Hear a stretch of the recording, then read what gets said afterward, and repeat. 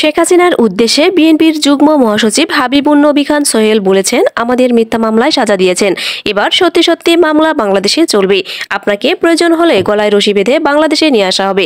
যদি না পারি তাহলে আমরা আমাদের নেত্রী ও নেতার সুযোগ্য সৈনিক না, দাদারা আপনাকে রক্ষা করবে, দাদাদের বুকের ভেতর থেকে তুলে নিয়ে আসব। শনিবার বিকেলে জামালপুরের মেলান্দহের উমির উদ্দিন পাইলট উচ্চ বিদ্যালয় মাঠে উপজেলা বিএনপির দ্বিবার্ষিক সম্মেলনে প্রধান অতিথির বক্তব্যে তিনি এসব কথা বলেন।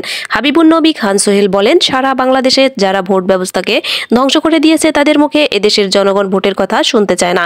এর মধ্যে আমরা যাতে তাড়াতাড়ি নির্বাচন হয় এজন্য কথা বলছি।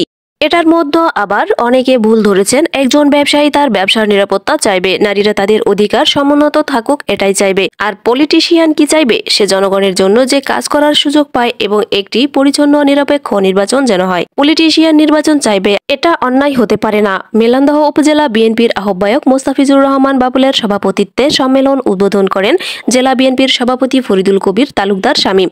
বক্তব্য দেন বিএনপির জাতীয় নির্বাহী কমিটির সাংগঠনিক সম্পাদক শরীফুল আলম সহ সাংগঠনিক সম্পাদক ও জেলা বিএনপির সাধারণ সম্পাদক অ্যাডভোকেট শাহ মোহাম্মদ ওয়ারেস আলী মামুন সহ সাংগঠনিক সম্পাদক আবু ওয়াহাব আকান্দ। সম্মেলন সঞ্চালনা করেন উপজেলা বিএনপির সদস্য সচিব নুরুল আলম সিদ্দিকী। দ্বিবার্ষিক সম্মেলনের প্রথম অধিবেশন শেষে দ্বিতীয় অধিবেশন আহ্বায়ক কমিটি বিলুপ্ত করে দেয় জেলা বিএনপি।